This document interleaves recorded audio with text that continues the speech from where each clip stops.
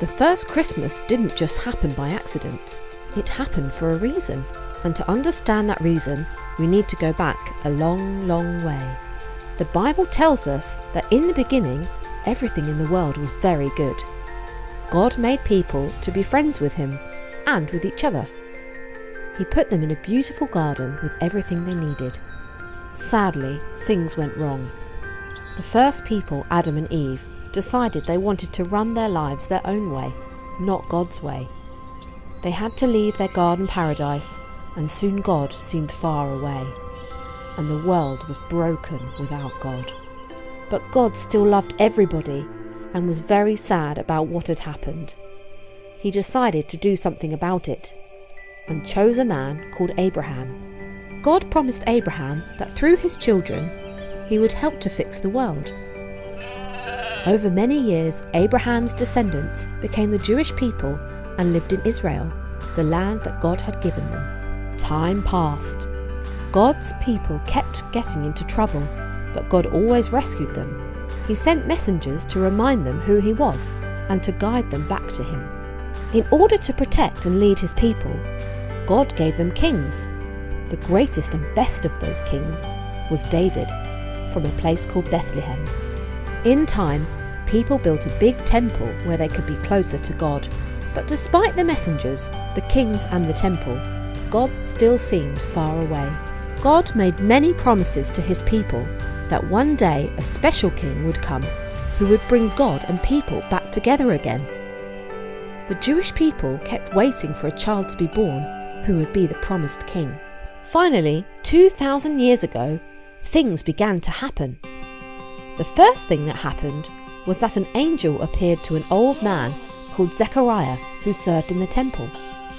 The angel told him that after a lifetime of waiting, his wife Elizabeth would have a baby son. This boy would be someone special. He would be filled with God's Holy Spirit and would prepare the way for God's king. The baby was to be called John. Later in the Bible, we read how John made people ready for God's king by baptizing them in water as a sign that their sins had been washed away and their lives were clean. But the really important thing was what happened at almost the same time in a town called Nazareth. A young girl called Mary lived there, and she loved God. Mary was engaged to be married to a man called Joseph. One day, she was visited by an angel called Gabriel. "Don't be afraid, Mary. God is pleased with you," Gabriel said. "You are going to become pregnant. The boy you will have will be called Jesus, and he will be great."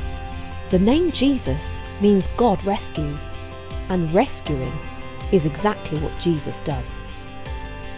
"People will call Jesus the Son of God," Gabriel continued, "and he will be a king like David, only with a kingdom that will never end." Mary didn't understand. "There's a problem," she said. "You need a man to produce babies, and Joseph and I aren't yet married." Gabriel replied, "That isn't a problem for God. The baby will be made through God's Holy Spirit." This tells us that Jesus was not going to be an ordinary human being like you or me, but God as well. Mary bowed her head. "I am God's servant. May your promises come true." She was so filled with joy that she sang a song to God, praising him for what he was doing for his people. Joseph was not happy when he heard that the girl he was going to marry was pregnant. But he had a dream in which an angel spoke to him, telling him not to worry. Mary had done nothing wrong, and the baby who was coming had been made by the Holy Spirit. You might have expected that Mary would stay in Nazareth to have her baby, but God had other plans.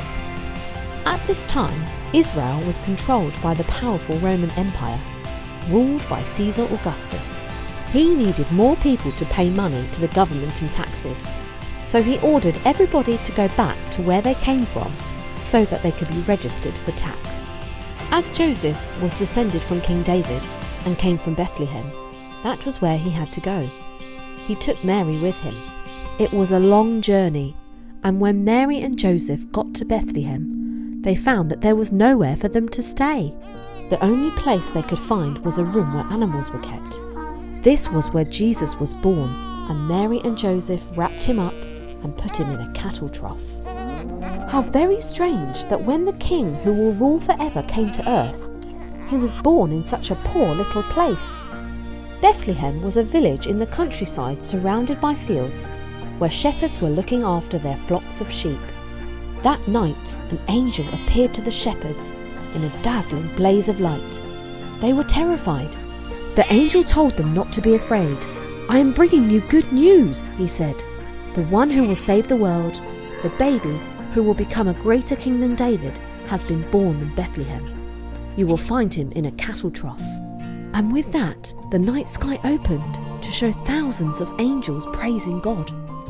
After the angels had disappeared back into heaven, the shepherds rushed off to Bethlehem to find the baby.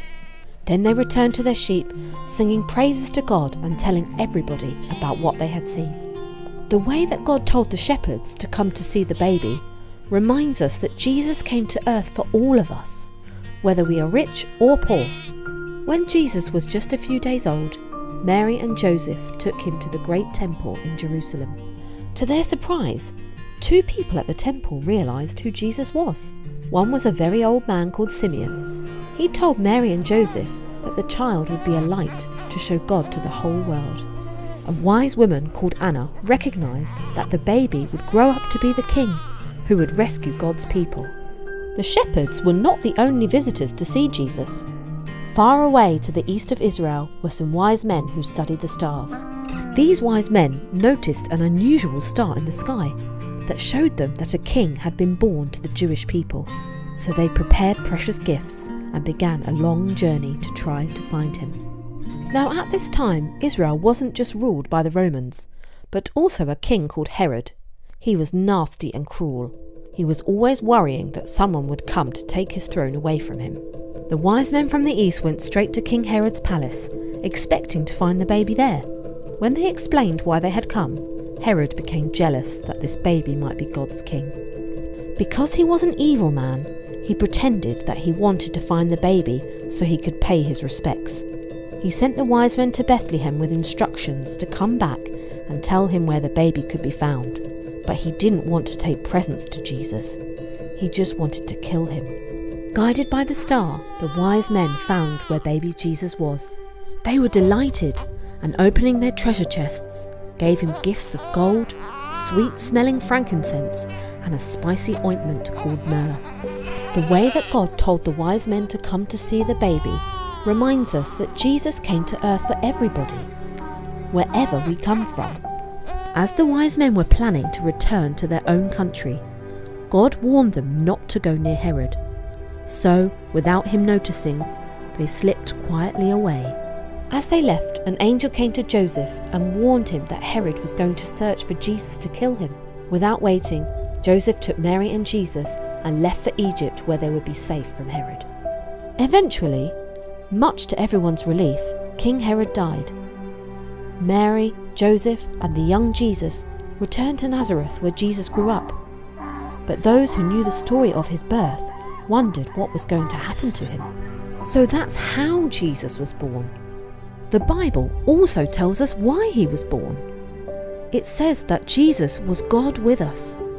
Remember how long ago people had turned away from God and become separated from him? Jesus was not just an ordinary baby. He was God coming to be one of us. We couldn't get back to God, so he came to be with us. Many years later, we have the Easter story when Jesus died on a cross so we could all be forgiven. And then Jesus rose from the dead and returned to heaven. Although Jesus is now in heaven, he is still God with us.